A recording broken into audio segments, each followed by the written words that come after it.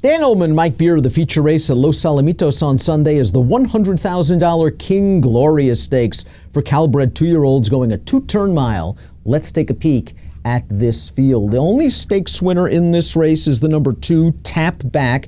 Tap Back is going to have to stretch out around 2 turns for the first time for trainer Jeff Bondi. I wonder if the 2 turns might be this horse's Waterloo. It looked like he was getting real tired in the final furlong of that Golden State Juvenile.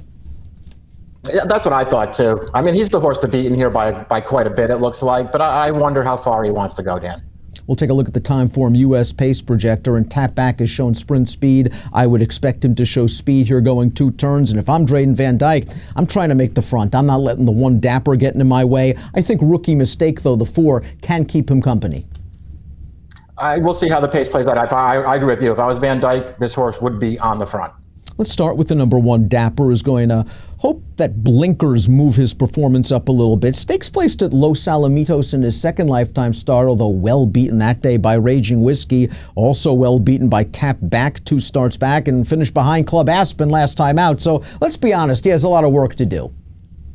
He's just got to really improve. Maybe the distance will get him to take a big step forward, but so far he's just sort of run the same race 4 times, and it's not going to be good enough in here.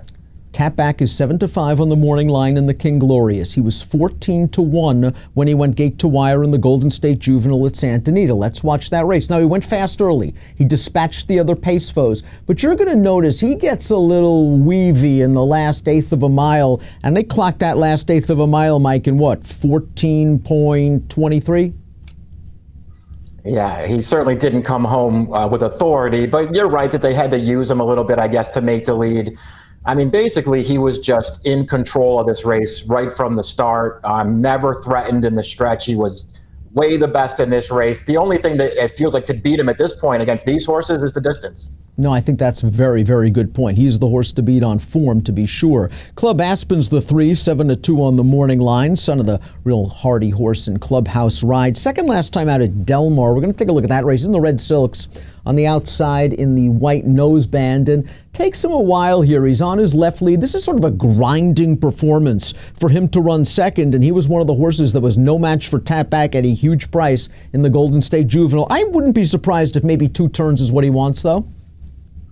Yeah, maybe stretching out will get him over the hump. You know, on figures, he ran better in that last race, but again, he's already been crushed by Tap Back. I don't know if the distance is going to make that big of a difference in this race. Rookie Mistake was beaten over 20 lengths by Tap Back in the Golden State Juvenile. He rebounded with an improved performance when dropped back in against Maidens, but this is only a 5.5 furlong race at Del Mar for Rookie Mistake, and they turn into the lane, and Rookie Mistake's in control. He's in the 3 path right now. He's in between horses. He changes leads. He's just not good enough on this day, beaten a length in the red noseband. Rookie Mistake not only now has to step back up against winners, but he has to stretch out 2.5 furlongs. I think maybe he can keep Tap Back company. Yeah, I didn't see the big excuse for him in that race, Dan. I respect the fact that he improved his figure up to a 70, but I didn't see his excuse not to win that race. Tap Back and Governor Cinch, the number 5. They're the only multi-race winners in here. They have 2 wins. Governor Cinch has won 2 in a row, and perhaps most importantly, he has won at a mile. Let's watch this race at Del Mar last time out. Governor Cinch on the lead in the very familiar Pegram colors, and he's just going to battle this one out to the wire, and eventually just the distance is what he wants. He gets away from these horses late. The 65 buyer represented a nice step in the right direction, and I just think he can trip out off the 2 or 3 speeds here. Yeah, I agree with you. I think he could land in the right spot here. And just the fact that he's already won a 2-turn mile, maybe it gives him a slight advantage. You can see in that race, I mean, listen, there were only 3 horses along with him in there, but just staying on better than everybody else, the distance is not going to work against this horse. Papster came for a piece behind Tap Back in the Golden State Juvenile. I think it's worth noting that that race, though, did feature a pretty fast pace up front, and he kind of was picking up the pieces. But Mike Harrington perennially does good work with 2-year-olds. Don't be fooled by that 2-year-old statistic in your DRF. He usually does well with these 2-year-olds over the past 5-6 years or so. To me, though, Papster has to prove it around 2 turns, and I don't think he's going to show more speed on the stretch out. I think he's just a 1-run closer no matter what the distance. I kind of agree with you. I mean, I think the run that he made last time had a little bit of a mirage quality to it because nobody else was really running in the stretch, and he was. I don't want to take too much away from him here. He's probably going to be an okay price in this race, and maybe he'll take a step forward. Top pick time for the $100,000 King Gloria Stakes.